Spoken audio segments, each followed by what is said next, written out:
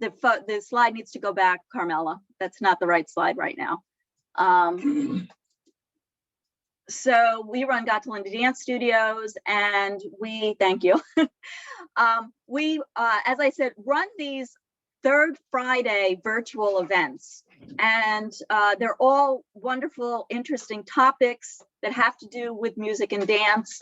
And so if you are not on our email list, get yourself on our email list by going to our website, Got2Lindy.com.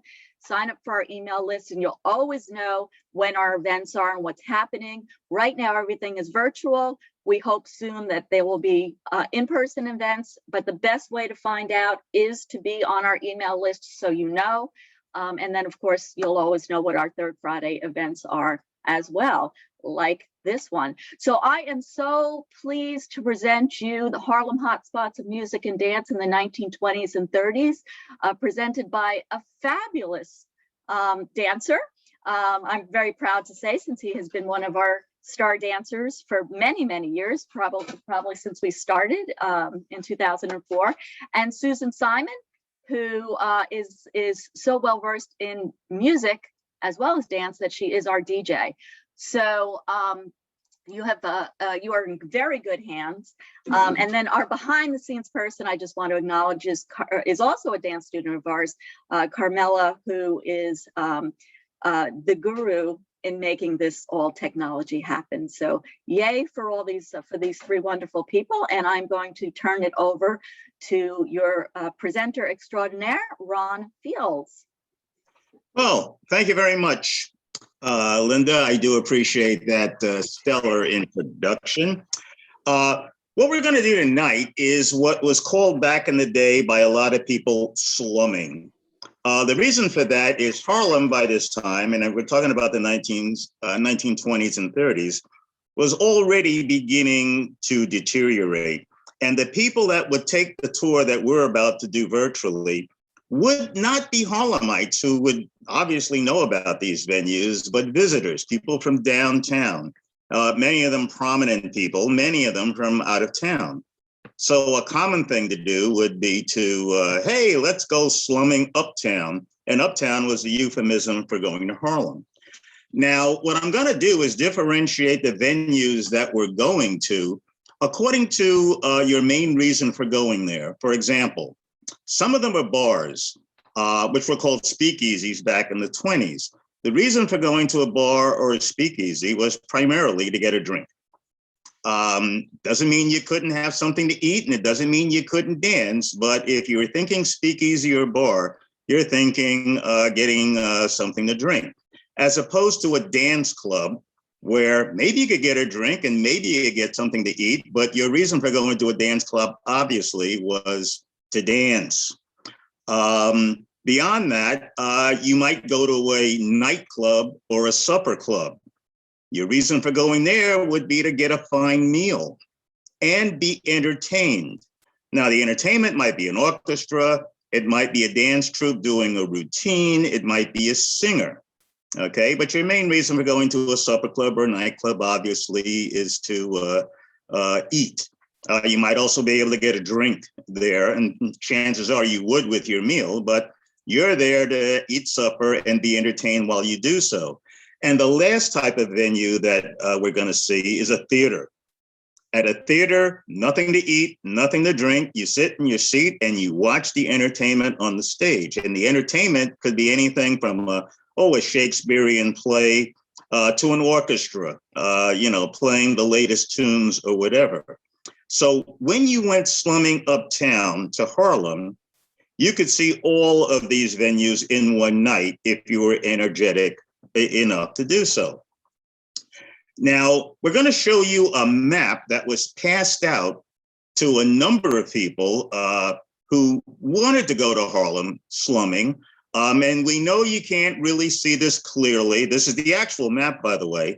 And as I stated, this was handed out to any number of people downtown so that they would have some idea as to what to see when they went slumming uptown.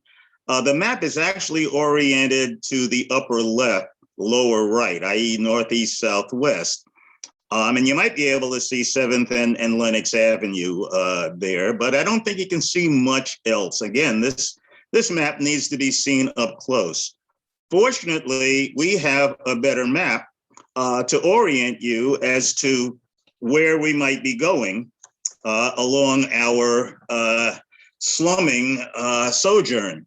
So it says Harlem Jazz Club maps, and this is from 118th to 137th Street. Now, just to give you an orientation, there are really three main streets or avenues in Harlem. 125th Street, and everybody's heard of 125th Street. It's the iconic main street of Harlem, goes from east to west, actually from the East River, or the Harlem River at this point, all the way west to the Hudson River. And there are two main thoroughfares that run north-south, the way most avenues do in Manhattan. One of them is Lenox Avenue, and the other is 7th Avenue. 7th Avenue being the larger thoroughfare. 7th Avenue was, and still is, a very, very wide thoroughfare with an island in the middle. On one side of the island, traffic goes north. On the other side, traffic goes south. The island had benches, trees growing, whatever. It was really sort of a promenade avenue. As a kid in Harlem, I remember on Easter Sunday, it was the custom after you went to church to just promenade down 7th Avenue in your Easter finery to show everybody your new clothes and to see everybody else's new clothes and to, basically, socialize, etc., see and be seen. So it's not unusual that many of the spots that we're going to visit lie along 7th Avenue and Lenox Avenue, and we will get to that. I mentioned the meaning of slumming. So again, pretend you're a downtowner or an out-of-towner, actually, and somebody mentioned to you that, hey, the place to go is Uptown to Harlem, and they gave you that first map, that map that you really couldn't read very well to kind of guide you. So what we're going to do is begin. That's the map I'm talking about. That's the map you have in hand. Your chauffeured limousine, car, whatever, is going uptown. Or if you took the subway, you took the A train and you got off at 125th Street and 8th Avenue, walked half a block east to the Apollo Theater, which is our first stop. Okay, a little bit about the Apollo Theater. As you can see, the circle shows you exactly where we are. This is at 253 West 125th Street, and as I mentioned, it's near 8th Avenue. It was originally opened in 1914, not as the Apollo, but as a Hurricane Siemens new burlesque theater. Now, I have to explain what a burlesque theater is. Think of a strip club with not much more class. A burlesque theater is a place where scantily clad women danced, sort of, and you had acts. You might have jugglers, you might have comedians, and so on and so forth. Kind of a poor man's theater, okay? A little bawdy. They were constantly being raided, by the police, and so on and so forth. But that's what Hurricane Siemens was. It was closed as a burlesque theater in 1933, probably because Mayor Fiorello LaGuardia at the time was kind of staid. He didn't like burlesque, so we kind of outlawed it.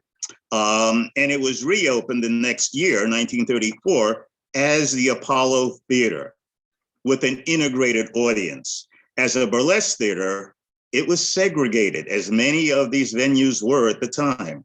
But in 1934, the Apollo was an integrated theater. One of the things that the Apollo instituted that was rather unique to the Apollo Theater was amateur night. They started that as soon as they opened in 1934. It's a very unique gimmick. And the way it worked was this. And as you can see from the picture, this was a rather big theater, 1,500 people in the Apollo at any particular time. So, quite a lot of people would show up. Amateur night was, as the name implies, for amateurs. You had never performed before. And if you were courageous enough to show up at the Apollo on amateur night, This is what you saw. Okay. There were winners and losers. Losers were loudly booed.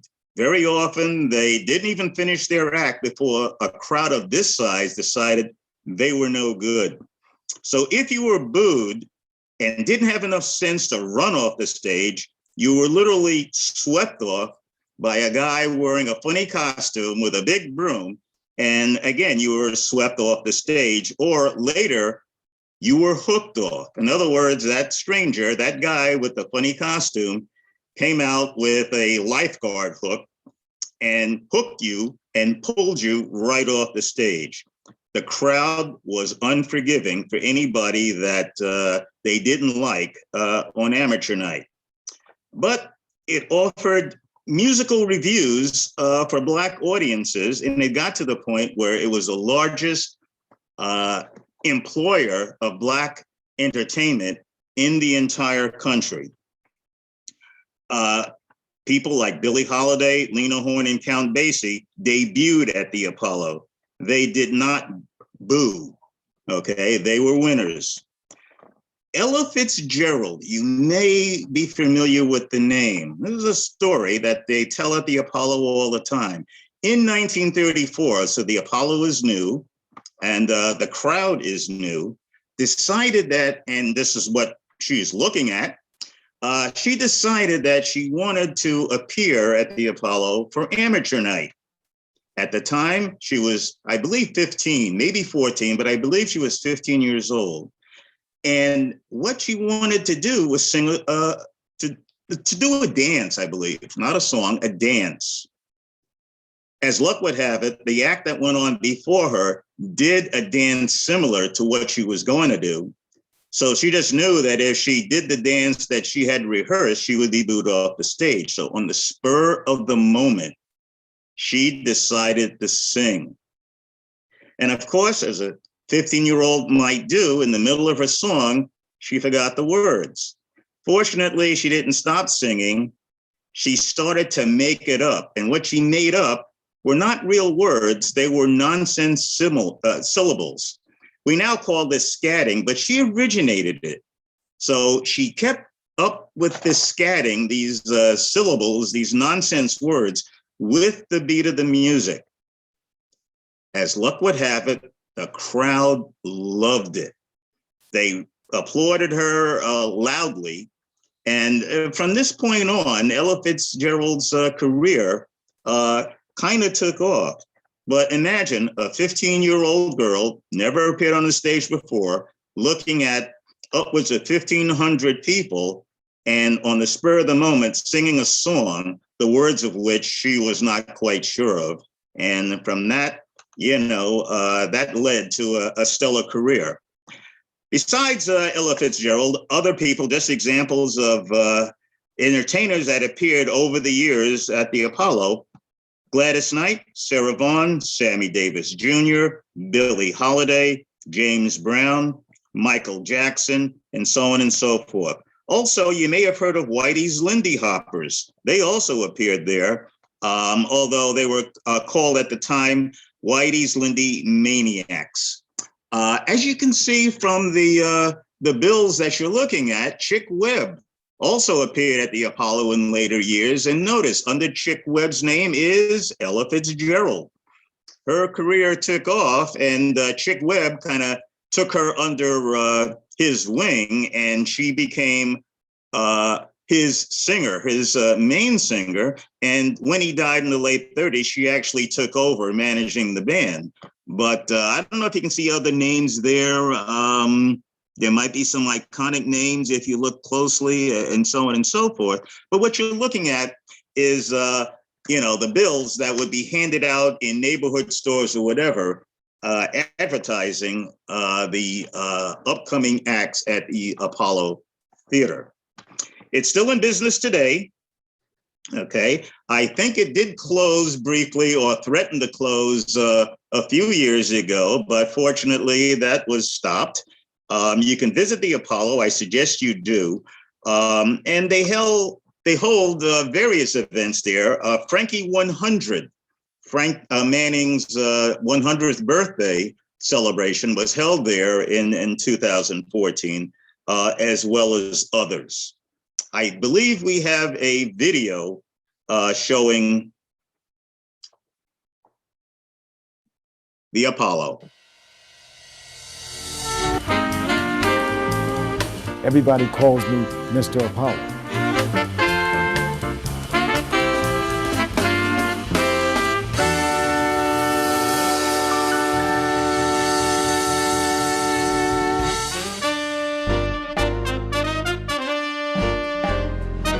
I first came to the Apollo Theater in 1965. This is the place.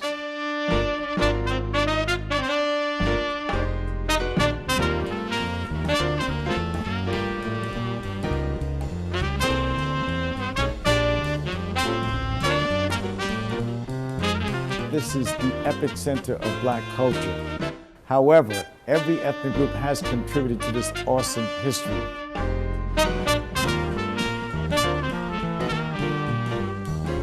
You'll see the signature of Magic Johnson, Bono, or Alec Baldwin, or Nicki Minaj, Barack Obama, Tony Bennett, Prince, everybody.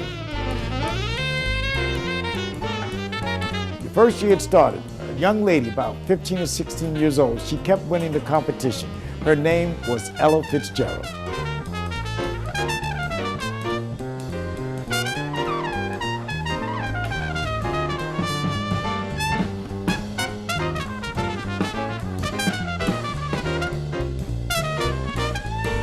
Every entertainer that you can imagine got their start at the Apollo Theater, whether it's rap, whether it's gospel, whether it's rock, whether it's heavy metal, or whether it's dance. You're gonna see it at the Apollo Theater, because that's what we do.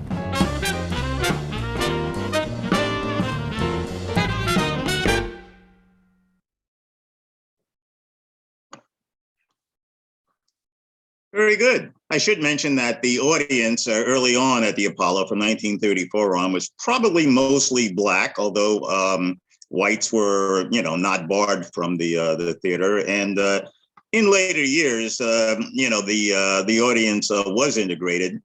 I believe the first white act to appear at the Apollo was Buddy Holly and the Crickets back in 1957. And since then, Black and white on the stage, Black and white in the audience, and so on.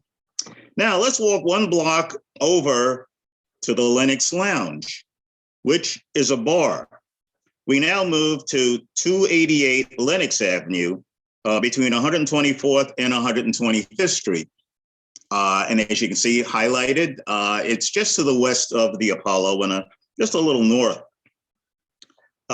It's kind of the precursor to jazz clubs of the 1950s, where you went to the bar primarily to listen to whatever the band was. That's what it looked like then, and that's what it looks like now. They managed to keep the same signage that they had when the bar opened. It was frequented by many people, famous authors, entertainers, etc., who hung out with one another to be seen by one another. It moved to 333 Lenox Avenue in 2012 with the same sign and a similar inside decor, as you can see. That's the way it pretty much looked since its inception. It's still in business, okay, believe it or not. And it kind of looks like a bar, but it's a bar where famous people came to meet other famous people, converse, and pretty much to be seen. I believe we have a video showing you a little bit about the Lenox Lounge.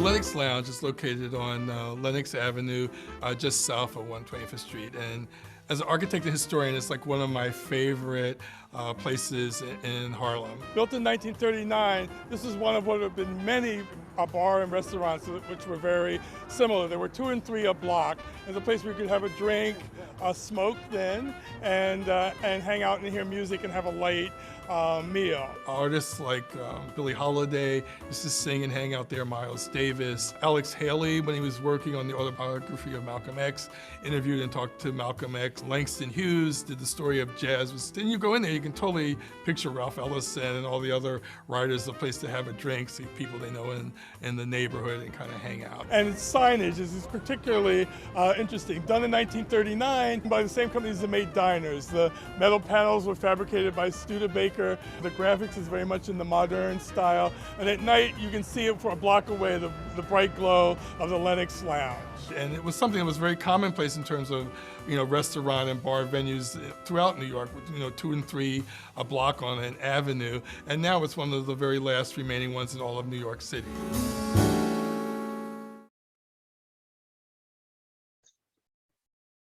Okay, now let's walk 1 block east and 1 block north to the Alhambra Theater. We're at 2116 7th Avenue near 126th Street. The Alhambra was built in 1905 as a vaudeville theater. Now, I mentioned burlesque earlier. Vaudeville, similar to burlesque, without the dancing girls. So many, a comedian, many an act got their start in vaudeville. Again, kind of a poor man's entertainment theater. It added jazz entertainment in 1926. It was popular in the 30s and 40s, and it featured Billie Holiday as a singing waitress back in the 30s. Here you see a picture of what the Alhambra looked like.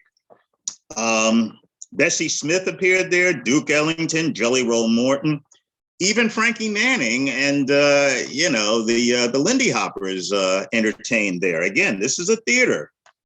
It offered musical reviews and cabaret-style entertainment, as well as dramas. So you might see a Shakespearean act at the theater as well. It's still in existence, and it does offer various swing events. Now let's move up to Connie's Inn, which is a nightclub. This is at 2221 7th Avenue, and we've moved up to 131st Street. This is a basement venue, so you have to walk down to get into Connie's Inn. Initially, it was segregated, whites only. It had a $2.50 cover charge, which is expensive, was expensive in the 1920s, and especially during the Depression in the 30s. Here you see a picture of Connie's Inn. Okay, you can see how the people are dressed. Some are black, many of them are white. Again, it was segregated in the early days, and it was a decent rival to the Cotton Club, which we'll get to. Top performers included Fletcher Henderson, Louis Armstrong, Fats Waller, mostly black entertainment and people who were established as entertainers back in the early days.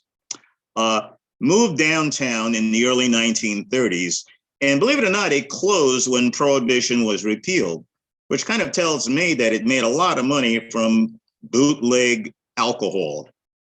And just a little further up 7th Avenue, okay, short walk, we come to the Lafayette Theater. We're now at 132nd Street and 7th Avenue. It lasted from 1912 to 1951 as a theater. The building was demolished in 2013, unfortunately, but it offered theatrical as well as musical entertainment. Most theaters did offer, dramas and so on, some of them by, artists that lived in Harlem.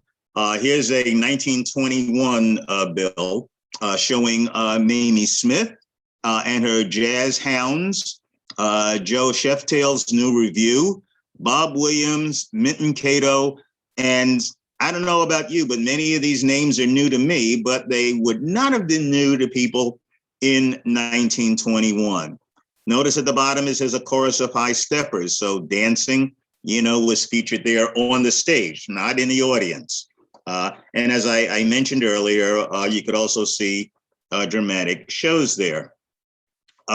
Duke Ellington, Chick Webb, Fletcher Henderson were frequent entertainers, while the Lafayette existed in its heyday.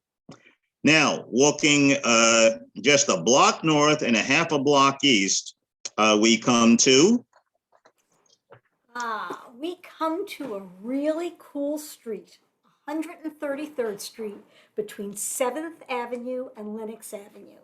And this was where there were more than 20 speakeasies. It was a really, really cool place. It was known as Jungle Alley.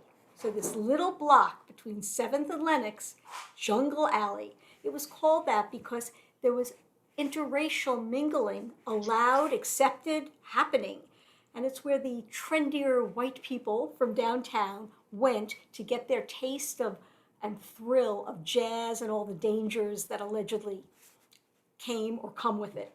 Like I said, there were at least 20 clubs to choose from on this street. So it was a short block and you could go to a lot of different places. Too much. Before the repeal of Prohibition in 1933, again, a very active street, and it was named Swing Street by Billie Holiday because of all the music venues and speakeasies that were on the street. So it was Swing Street, which is really cool. When many of the uptown venues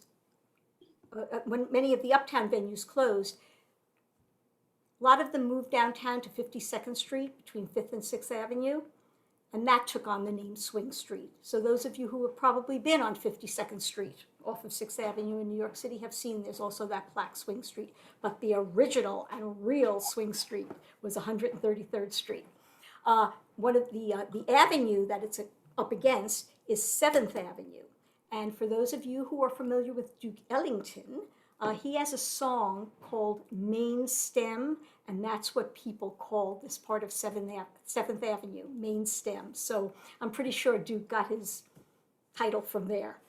So the first club we're going to go to is right off 7th Avenue, or the Main Stem, and it was originally called the Patagonia Club, that's its legal name, but it opened in 1928 as Pod's and Jerry's. That was its first nickname because it was named after the two owners. So you can't see it on this map, but keep this map up because it's perfect. So, which you can. Never mind. You will see it in a moment. Nevertheless, Pod and Jerry's had two owners. They owned it from 1928 to 1933. And then it was re-nicknamed the Log Cabin, as you see there in 1933, when a rustic entrance was added. It was a speakeasy, so it had to be, different looking. Inside, there were 25 tables. This club was known for wine and gin and the combination fragrance of meats cooking and marijuana. Very interesting, indeed. It was a great club. It was very racially, it was integrated. It was, everybody came in. And this club, the Log Cabin, was one of the last clubs to close on 133rd Street, closed in 1948, which was pretty late, way after Prohibition. I said it was a speakeasy back in the day, and to go in, you had to ask for George Woods. That was the key word. So ask for George Woods next time you're down there. All righty, now we're going to go next door to the Log Cabin. And there was a store there, as you can see, called Tilly's. It was really Tilly's Chicken Shack. That was opened in 1926 and owned by a woman named Tilly Frapp. The building it was in was a very narrow 3-story building. She was in the basement, not literally the basement where you had to walk all the way down. It was really a little below the ground floor. Again, those of you who are familiar with New York City and the brownstones, but it was downstairs to get in. Tilly moved her chicken shack in 1932 to Lenox Avenue. So after Tilly moved out, it became Monet's Supper Club. There was a singer, her name was Monet Moore, and she performed there and owned it. It was at this club that a 17-year-old singer named Eleanora Fagan performed. Very fortuitously for both of them, a man named John Hammond heard her sing and arranged for her first recording session. We could do an entire segment on John Hammond, but suffice it to say for now, he was a very progressive records producer and talent scout at the time, and the singer that he heard is now known as Billie Holiday. In 2004, the building that this took place in was purchased by a saxophonist named Bill Saxton, and he reopened the club and called it Bill's Place and placed this sign on the building commemorating Billie's discovery. So that's pretty cool. Bill's Place still exists today, exactly where the original Chicken Shack started in 1926. Now, across the street from the log cabin was the Nest Club.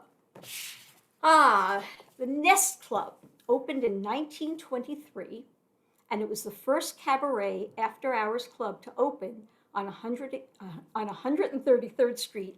It opened on October 18th, 1923, which is pretty cool.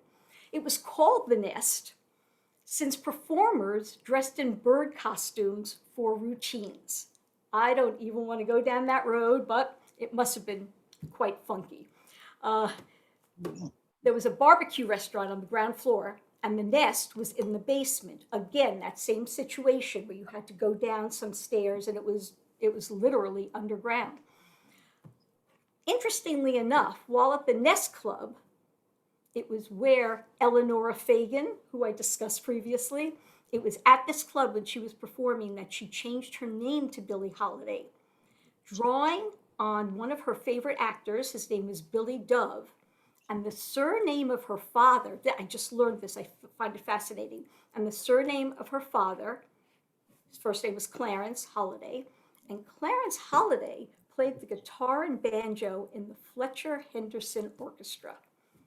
Who knew that about, I mean, you might know, I did not know that about Billie Holiday, and I thought that was really cool. So Ron had discussed the Lafayette Theater earlier. Well, downstairs in the basement of the Lafayette Theater, there was a club called the Rhythm Club. And then in 1932, it moved to the back room of the Nest. So can you imagine, you go downstairs, there's this giant club, and you could go then to a back room to another really cool club where there would be music and an amazing time. But then in 1933, Dickie Wells, a former jazz dancer, took over the club and renamed it Dickie Wells Shim Sham Club. And yes, he named it after the Shim Sham, which is really cool. And that club was open from 1933 to 1942. Now, down the street from the log cabin at 146 West 133rd Street, water break, in 1928, a place opened called Harry Hansberry's Clam House. It was, and now here on this map, it's shown as Gladys's Clam House, which it became eventually, and that will be for another topic, but it was a narrow, smoky building. It was, God only knows, and it was a notorious gay speakeasy. The building itself was narrow, so it was just like really, really close. Over the course of the years, it was also called the Clam House, Edith's Clam House, Gladys's Clam House, and it was Gladys, her name is Gladys Bentley. She was a blues singer, and that's another person who could fill an entire segment based on her fascinating history. But alas, now we're going to leave 133rd Street and walk 2 blocks north to 7th Avenue to 135th Street for Small's Paradise, which is another nightclub. We now arrive at 2294 7th Avenue near 135th Street. It was opened in 1925 by Ed Smalls, hence the name.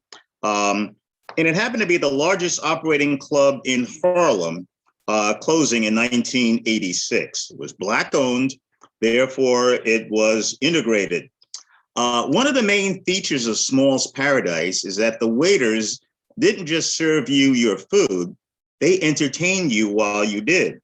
So waiters were expected to be singers, dancers. You might have your supper brought to you by a roller skating waiter.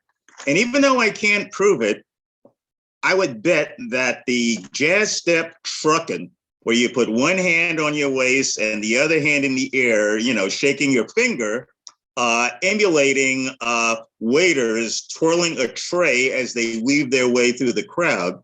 That may have originated here because the waiters were very capable of doing exactly that. And imagine doing that on roller skates. It was opened all night, another feature that made this place unique. The floor show was offered, a floor show was offered at 6 a.m., and that included breakfast if you chose to stay up that late. Fat Swallow was a frequent entertainer there. Likewise, Shorty George Snowden's dance group, Malcolm X, Malcolm Little at the time, was a waiter there from 1942 to 1943. Believe it or not, Billie Holiday tried to, work there, but she had an unsuccessful audition very early in her career. I bet Ed Smalls was sorry he turned her down.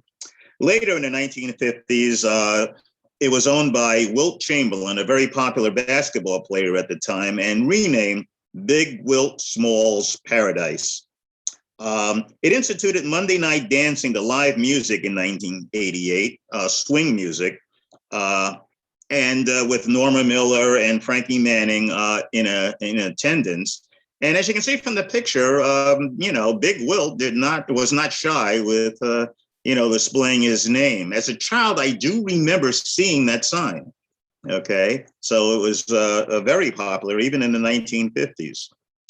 Okay, now let's stroll 3 blocks north along 7th Avenue to the Savoy Ballroom. No, my dear. We're going to the Renaissance Ballroom first.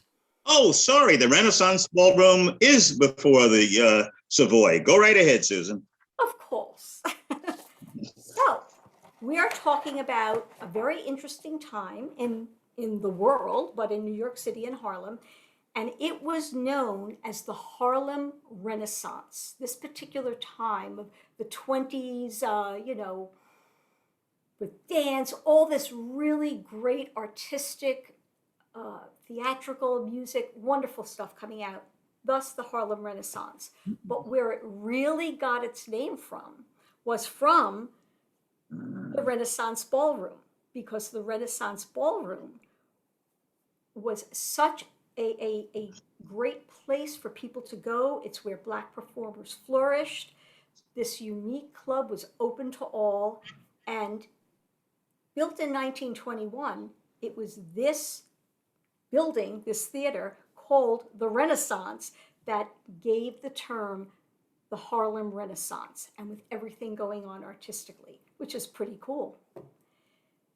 The Renaissance Ballroom was Black originated and owned.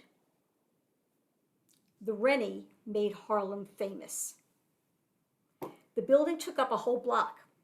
It housed a 900-seat theater, a casino, a billiard parlor, restaurants, a basketball arena, stores, and on the second floor, in 1923, a ballroom opened, thus the Renaissance Ballroom. It was a very popular place, like I said, open to all, just very, very popular. Closed in 1979. It was a very historic building. People wanted to keep it, but it started to demolish. For those of you who might have ever seen the movie Jungle Fever, before the building was demolished, he used the crumbling ballroom to portray a crack den. And it's just so sad when you see how beautiful it was. I mean, being cracked in is sad enough, but how beautiful it was, and there it was, and people really wanted to keep the building, but demolished, and now it's an 8-story apartment building called the Rennie. So Harlem Renaissance carries on.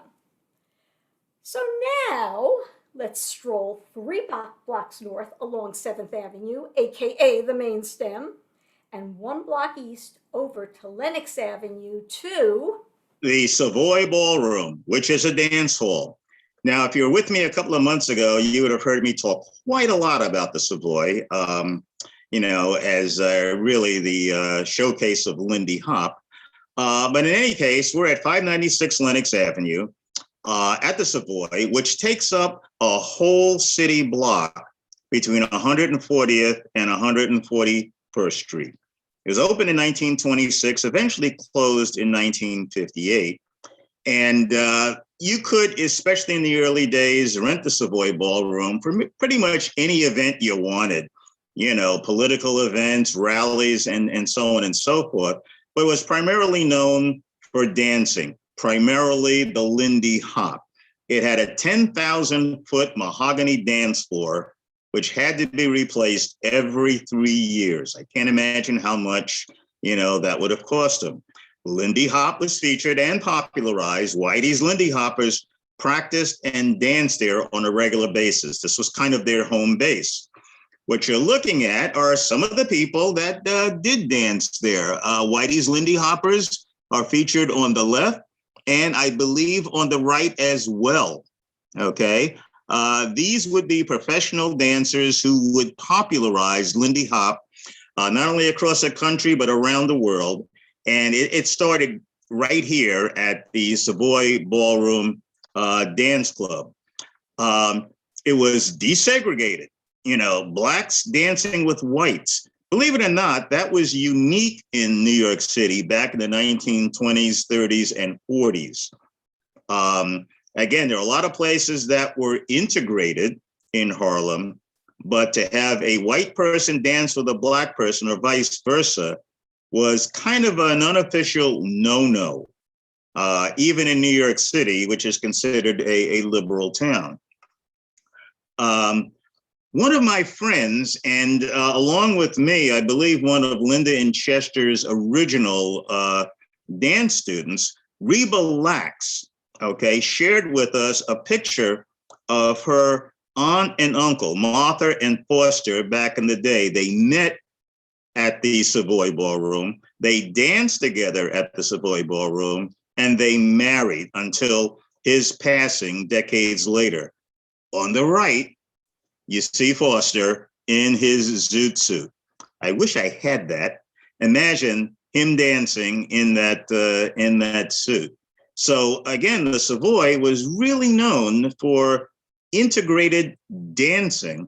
And I believe it was the only place in New York City where that could happen. I believe we have another picture of the Savoy, and you might notice some of the names: Erskine Hawkins, if you're familiar, Terry Gibbs. Thursday night was ladies' night, and so on. And if you look at the people there, they're dressed. You had to be to get into the Savoy. A dress code was enforced. If you didn't look right, there was a bouncer at the entrance who would turn you away. Men had to wear a jacket, a tie, a vest, a hat, the whole nine. Women had to wear dresses. Zoot suits were probably allowed, and that's how you got into the Savoy. Usually the cover charge was 50 cents. It might have been less, back in the early days, but it's a dance hall. So if your primary purpose was dancing, that's where you went. Imagine walking into the Savoy to a cacophony of music. Again, a 10,000-foot dance floor. At one end, you had Chick Webb, who was the house band at the Savoy. At the other end, you might have Benny Goodman, Count Basie, any big band at the time that was popular. So the music never ended. You could just dance the night away as long as you did Lindy Hop, as much as you wanted to at the Savoy. It was briefly closed in 1943, and I could get into why, but that would be another show. Ron, yes, I'm sorry to interrupt, but I must talk about these two people. If you don't go right ahead. In doing my research, I found this picture, And then I read about it and I was fascinated. This is a picture of this couple outside the Savoy in 1935. The woman is playwright and actress Gertrude Hadley Jeanette, and Joe Jeanette II, who is a prize fighter, the president of the Harlem Dusters, a motorcycle club. Both were raised in Little Rock, Arkansas, and eloped to New York City in 1934. How cute, this was the next year. Anyway, it was in New York City that Jeanette learned to drive. In 1935, she became the first woman to get a license to drive a motorcycle. So that same year. Then, in 1942, when World War II was taking place, because of the shortage of male taxi cab drivers caused by the war, Jeanette became the first woman to drive a cab in New York City. Who knew? And now we know. But it's just so cool. And Ron, you're going to point out, you know, what the canopy said, the marquee says about the dancing and opportunity contest, 12 Yeah. hours dancing. If you look at the sign above them, you can notice that Paul Whiteman for $1, oh my God, on Wednesdays. It is just phenomenal, just phenomenal. I just love this stuff. Anyway, that's it. Sorry, Ron. Thank you for letting me No, talk. that's quite all right. Paul Whiteman was considered the king of jazz in the 1920s. So you're talking about some pretty iconic entertainment appearing at the Savoy, but that picture is priceless. Okay, back in the day, 1935. As I started to say earlier, it was closed in 1943. Here's a good picture. This gives you an idea of how big the dance floor was. And you might notice there are white people dancing with black people and nobody cared. The only thing that mattered at the Savoy is, can you dance? Or better yet, are you willing to try? And if so, you got up, and what you see is, pretty much what you would normally see at the Savoy Ballroom. As I mentioned, it closed in 1943. Politicians were trying to close the Savoy down for years because of the integrated dancing, but they were not very successful. It was closed, but only for a few weeks. It opened again to popular acclaim. This is what the Savoy looked like. It looks going by the cars in the 1950s. I can't read the marquee. I wish I could, but you do get to see what the building looked like. Again, from 140th to 141st Street along Lenox Avenue, you took up the entire block. Ron, it's Johnny Hodges that's playing there. Very good. Johnny Hodges. Oh my God. Another classic band. I wish I was around for that. Unfortunately, the building was demolished sometime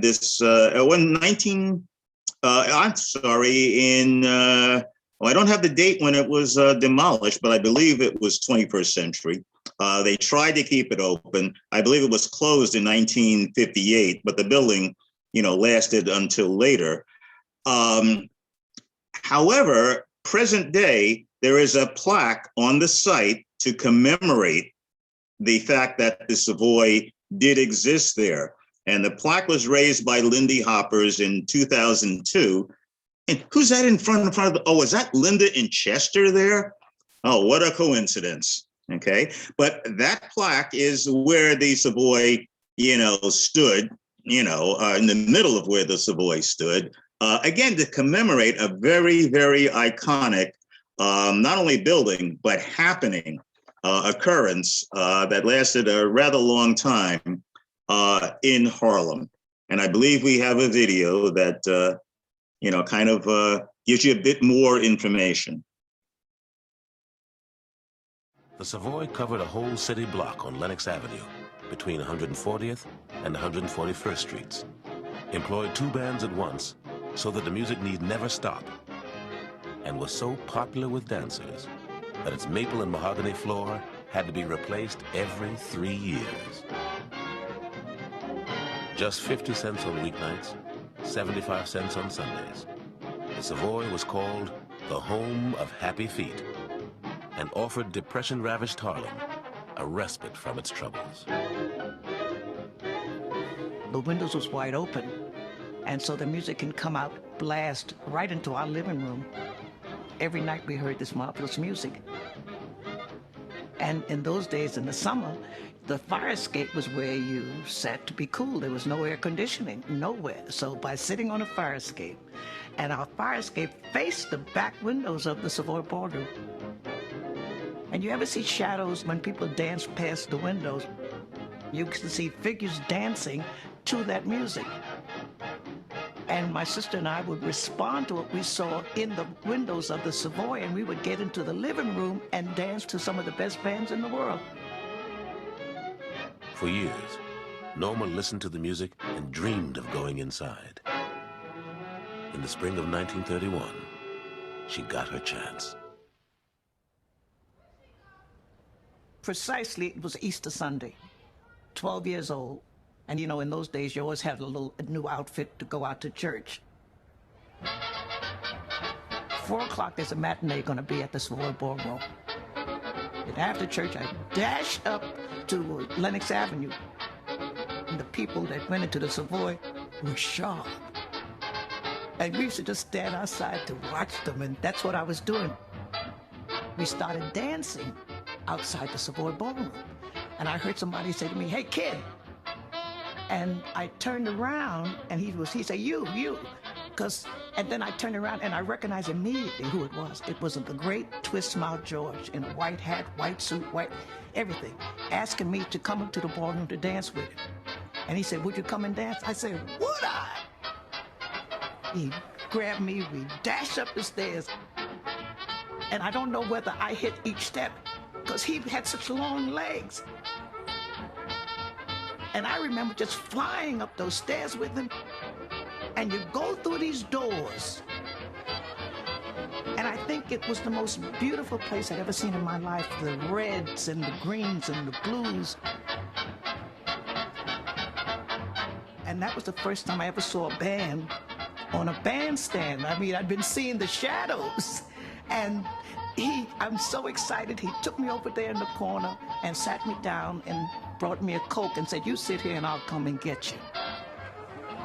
And finally, it was his turn for Twist Mouth George to come, and he came and got me, and he said, "Let's go." When they hit that music, all I know is I did everything. He just threw me out. My feet never touched the ground.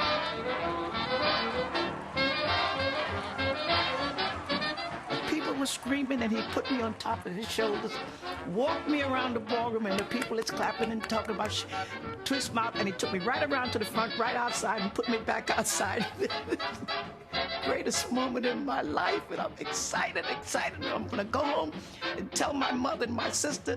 And then I said, no, I better not say nothing.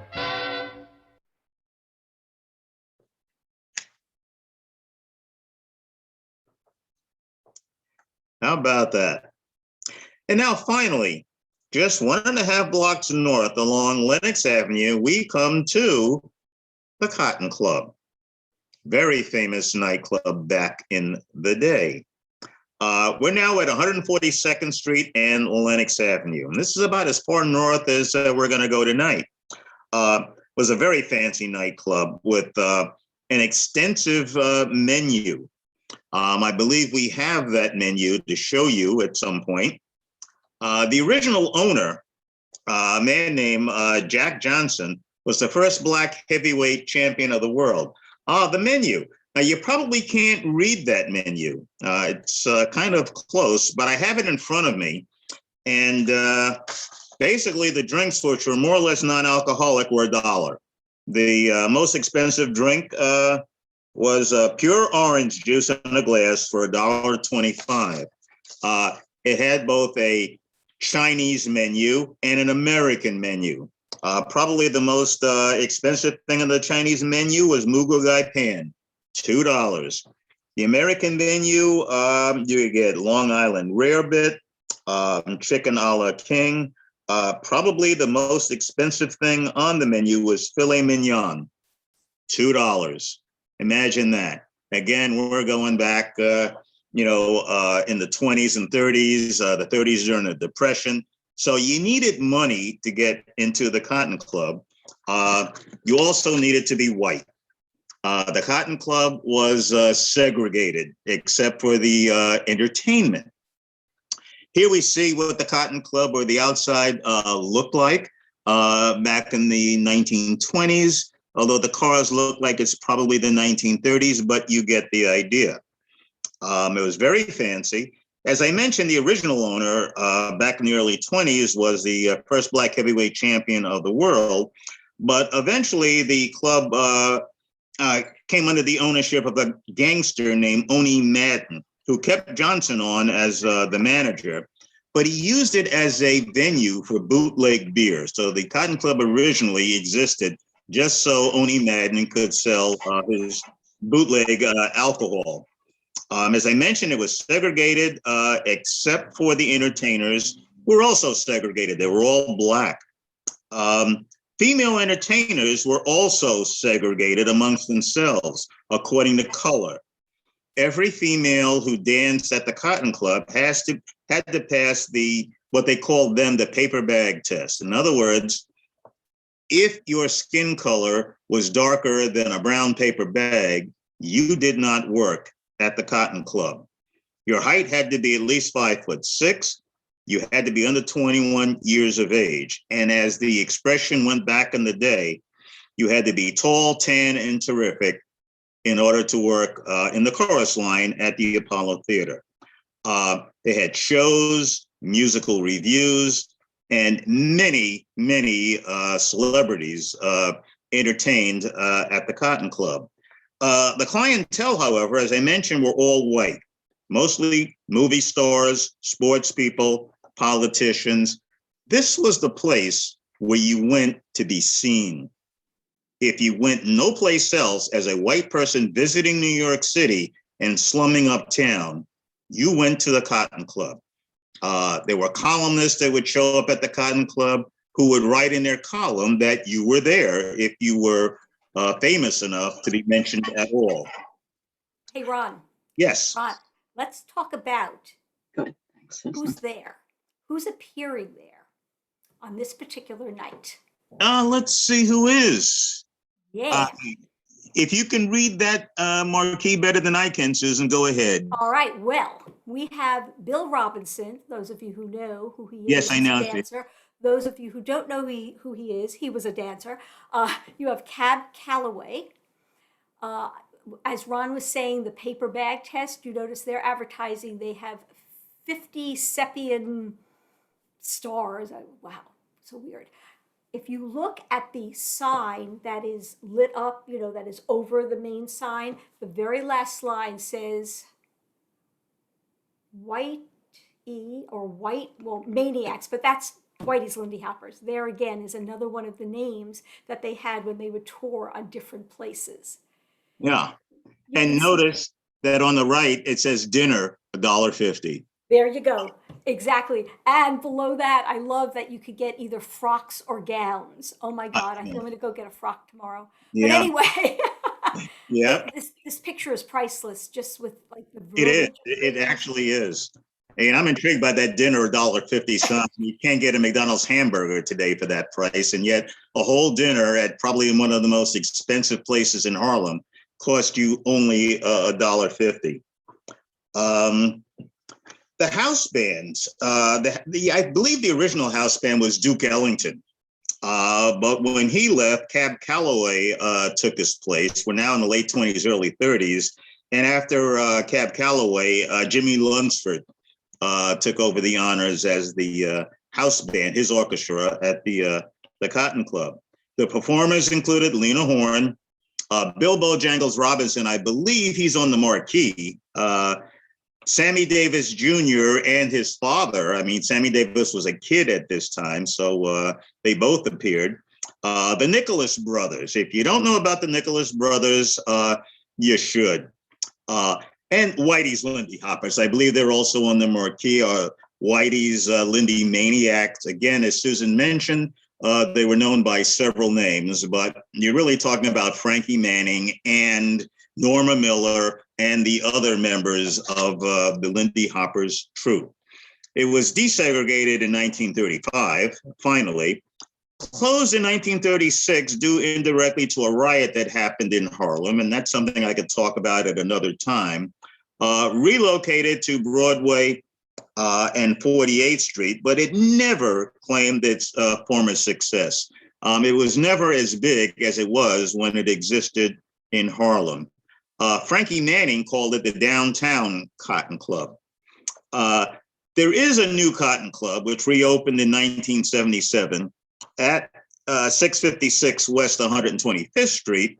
And I've never been there, but I have a feeling that it's really a shadow of what you're looking at. I mean, I think they're probably trying to capitalize on the name Cotton Club, which a lot of people even today know and remember.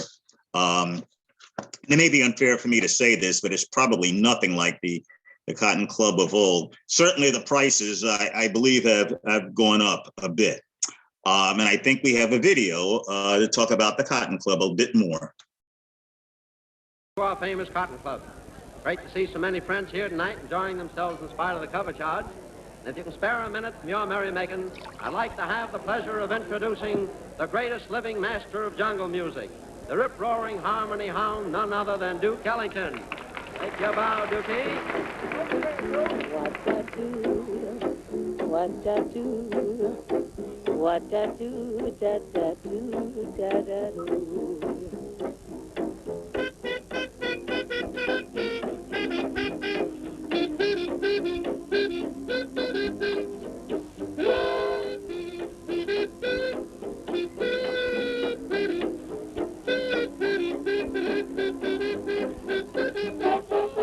They used to have a saying, Harlem was heaven.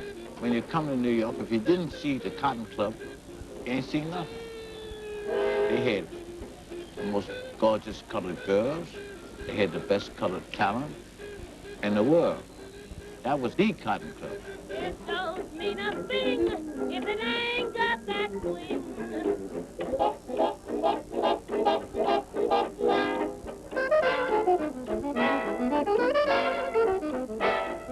Now here's a beautiful show with the great Duke Ellington Orchestra.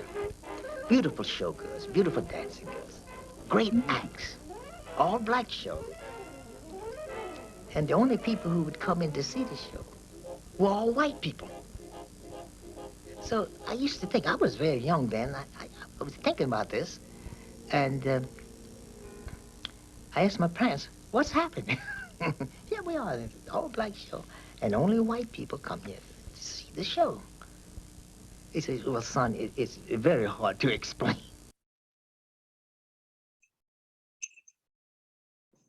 Very good. Very good. Something I should mention, that video, to me, looks like it was done in the late 1920s when Duke Ellington was still there. I recognize the trumpet player as Bubber Miley.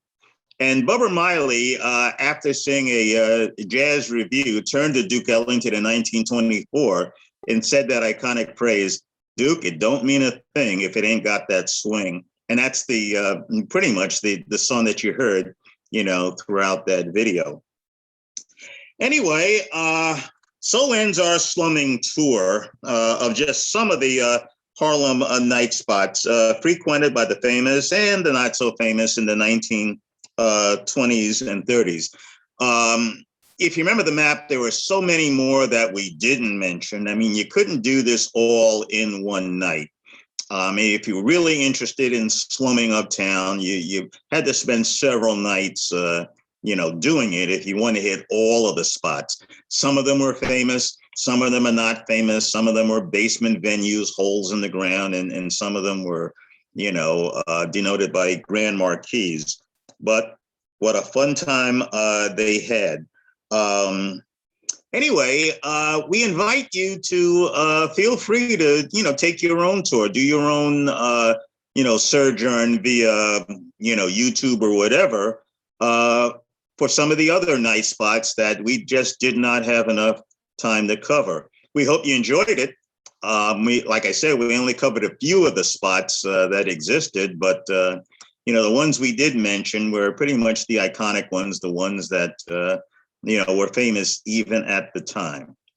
If there are any questions or comments, now would be a good time to ask them. And if I or Susan or Linda or anyone can answer, we'll be happy to do so. Thank you very much for being here.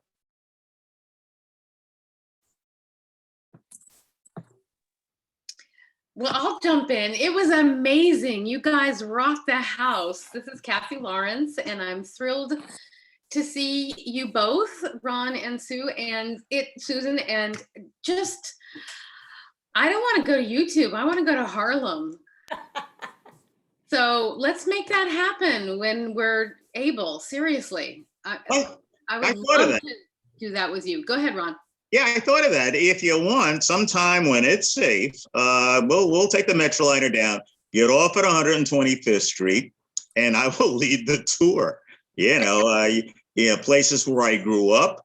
Believe it or not, I do remember some of those places, but by the time I came along in the 1950s, it was a very different era, and so on and so forth. But yeah, a tour of Harlem. I'm sure there are professional people doing this, but I'll be glad to show you my old neighborhood. I want you.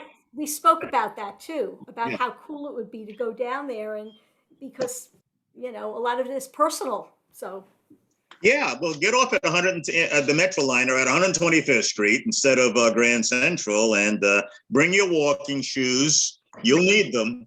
Okay, but yeah, we can walk around. I'll show you what I remember. Excellent. That would be great. I remember this, Linda, a few, I don't remember which of Frankie's birthday parties it was. We went to so many of them, but we did a physical walking tour of Harlem. I think it's probably when we took that picture of the at the plaque, but at the time, the Renaissance Ballroom was still around, the building was still there. Because I think they demolished it in, I don't remember, 2015 or something. Yeah. So that building was still there, and at the time there was talk about it being renovated. So we had some high hopes for that, but of course, Lindy Hoppers can't pay for everything. We paid for the plaque.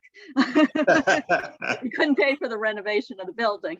But yes, a lot of these Frankie events have taken place.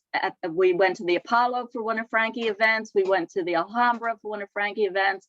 So, just you follow along with Frankie, you get to see all these great places. So I'm going to invite everyone to put their photo, not their photo, but their video back on so we can see you. We have a huge audience tonight. We have somebody joining us from Germany. I got a note about that, so I don't know where you are, but please do say hello. If I'd have known that, I'd have been nervous. So Lindy Hopper's far and wide, and so I see many faces that I know and love, and many faces that I hope to know and love at some point. So welcome. Yeah. So other questions. I do want to mention, so much to cover. These guys worked so hard in pulling together all this great information.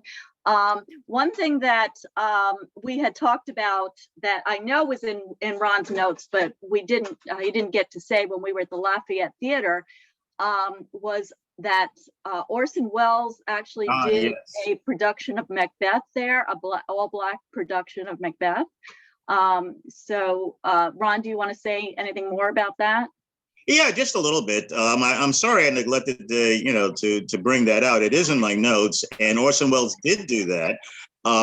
He pretty much called together all of the, or much of the theatrical talent in Harlem. There was a very, very active, acting, venue in Harlem. A venue meaning, people that, who loved acting. And he saw fit to, again, produce a black version of Macbeth set in the Caribbean rather than Scotland. And, it was a success. I think it's the only time something like that has been done. Okay, but that was very, very famous at the time. 1936, he produced that. And I believe Wells at the time was about 21 years old. So imagine, imagine that work. But yeah, there were a lot of things I could have mentioned, et cetera. We barely skimmed the surface. Like I said, if you want to do your own research and dive into this, you may never come back. It's just a lot of it. And as a kid growing up in Harlem, I saw the tip of the iceberg. I mean, I can think back now to some of the buildings I walked past and some of the streets I walked down, not realizing, how famous they were 20 years before I was born and so on and so forth.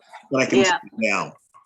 I'd like to just add something from working on Frankie's book that he talked about, and that was the different levels of dancing in the different ballrooms.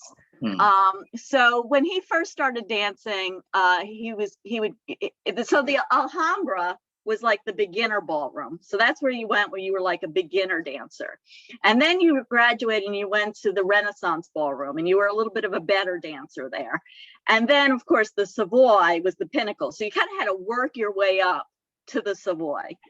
And I just love that story because, we all feel that was like, oh, should I go? And then of course, when you were in the Savoy, there was a section of the Savoy called the Cat's Corner that you really had to work your way, actually be invited to dance in that section. Yeah. So for those of you who are at different levels of dancing, even Frankie had to work his way up, right? So we all work our way up. Yeah, if you were at the Savoy and you didn't know that at the corner, which is what they called it, everybody else called it the Cat's Corner, if you didn't know that you had to be invited to dance there and you just kind of moved over there, you'd dance for a while and somebody would bump into you and probably say, excuse me. A minute or two later, you'd be kicked or somebody would step on you until you got the hint that you didn't belong there. Okay, and you moved away to where the hoi polloi were allowed to dance. But yeah, the Cat's Corner was where the top dancers practiced their steps and did their thing. So and then the other thing that I want to say is about Aunt Martha. So we call her Aunt Martha, even though she's not our aunt, but we kind of adopted her. And this was Reba Leck's aunt and her Uncle Foster. And Aunt Martha is 96 years old. She's still around. She's still in the same apartment in Upper West Side of New York City. And when Chester and I had our radio show years ago, we actually interviewed her. And so she's a really cool lady and still loves swing music. Yeah. How could you not? Yeah. So any other questions, any comments? Now's the time. And I will check. I'll just check the chat, make sure. A lot of people saying how great the presentation was. Oh, we appreciate that. A lot of people who want to go to dance at Midsummer Night's Swing. Yes. When that comes back, fun and informational presentation. A lot of thanks. So yeah. There's a note, I think this was in relation to one of the buildings was what became the Colored American Retail Corporation. Beanie is providing that information. And actually, Kathy, you also provided that information. Well, you just said it on the side of the building. Oh, it said that. Okay, okay. I have a question about the Savoy. I had no idea. A 10,000 square foot ballroom is massive. Yes, it is. Massive. And you're talking about a mahogany, dance floor. You're not just talking about, knotty pine or anything like that. And, the dancing was so, hard on the floor. It had to be replaced every 3 years. I think I remarked, I have no idea what that would cost. But a 10,000 foot mahogany dance floor. But you saw the number of people that were likely to dance on that floor on any given night. Okay, so I can understand how they would wear the floor out after 3 years. I wish I was around then when they were throwing the old floor out give those panels to me. I'll find a use for them. And just to give some texture to the room, you have to remember that there were that many people dressed up, men in jackets, and no air conditioning. Yeah. To this day, I don't know how you could dance wearing a long sleeve shirt, a tie, and a jacket, and do the dancing that they did. I mean, it wasn't slow, and survive. All night long. Yeah, all night. I mean, you were there for a while. Right. So we've seen photographs where you can see the men just wet right through their jackets. Like you can just see them.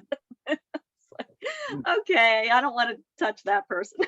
I don't go to a dance today without 2 or 3 t-shirts, and I walk in the door in a t-shirt, so I sweat right through it. And, any good dancer would have a number of shirts with him because you're bound to sweat through, the one you're wearing. If you're doing Lindy Hop, I mean, if you're doing Foxtrot, that's a whole other story.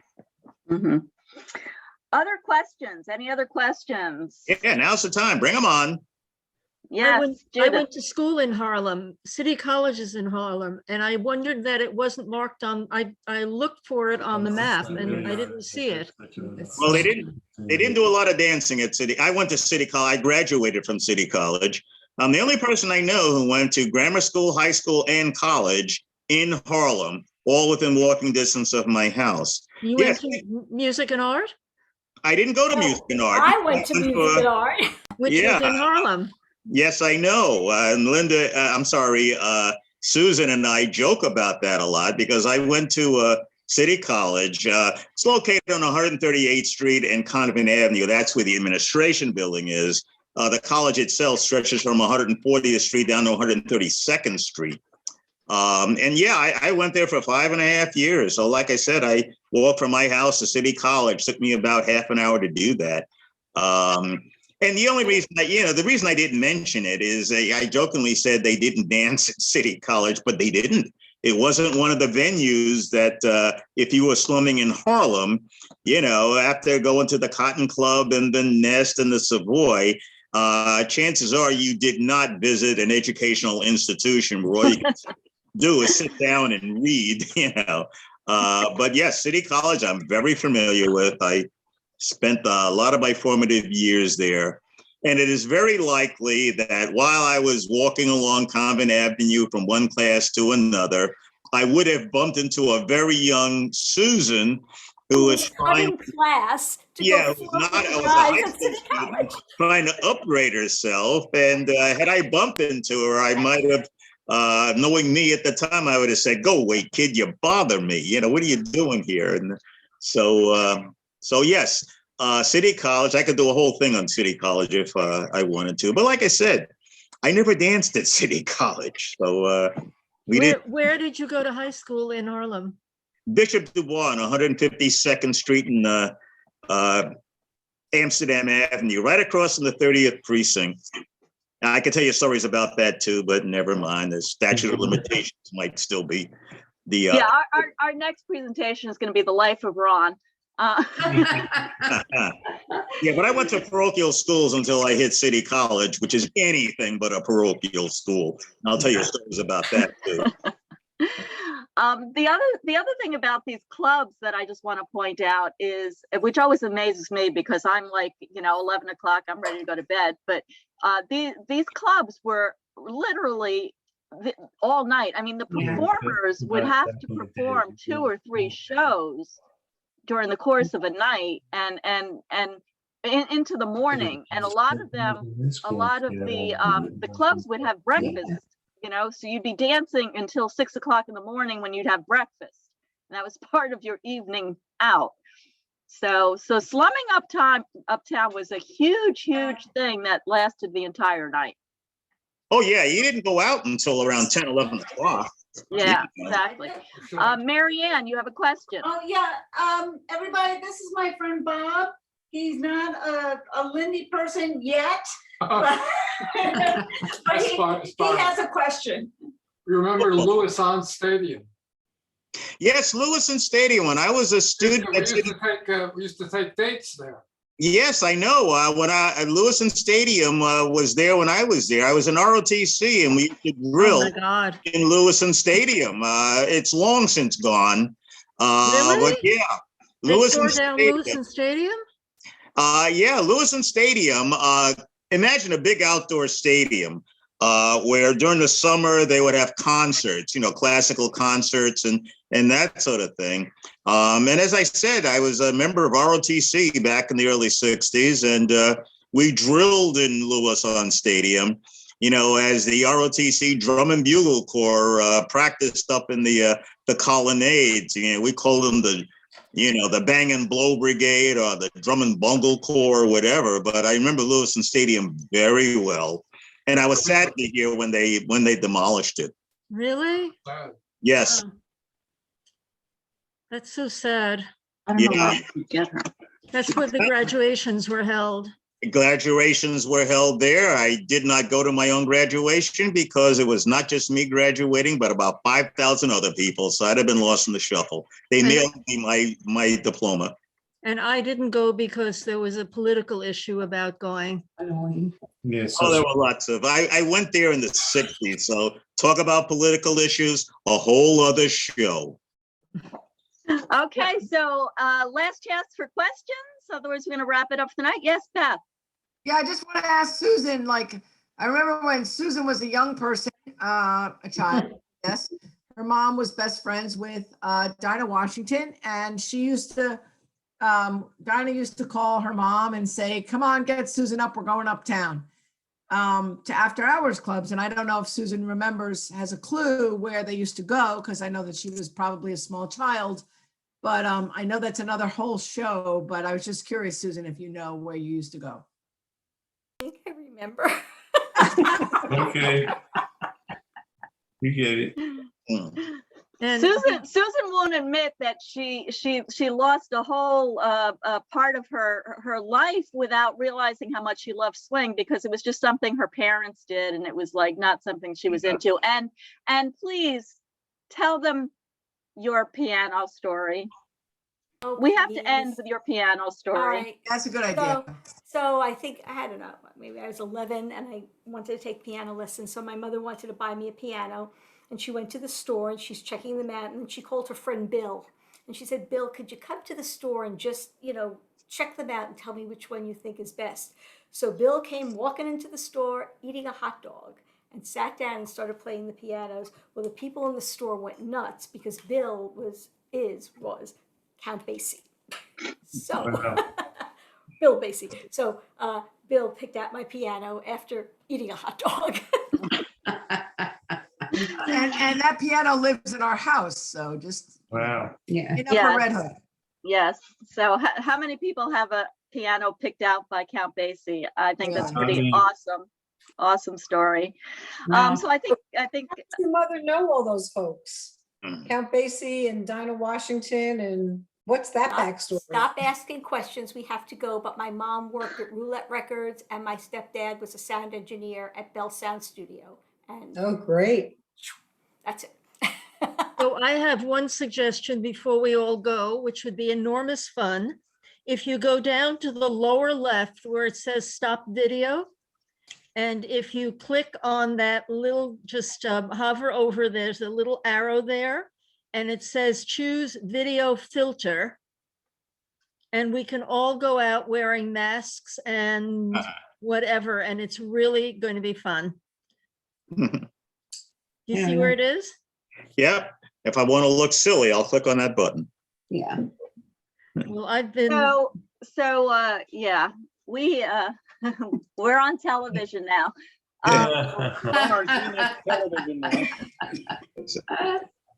So you can do fun things with this. When Susan and Carmela and Ron and I were rehearsing this multiple times to try to get the technical parts right, and Carmela told Susan and I about this, well, she couldn't get our attention back for quite some time. It's fun.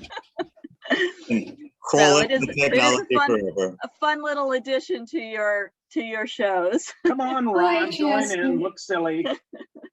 I have nothing. I checked mine out and it says nothing. I'm like, Yeah. Oh, no, some of no, them- it does. It's the one that says, choose video filter. Yeah, some people don't have the most updated. I don't have that.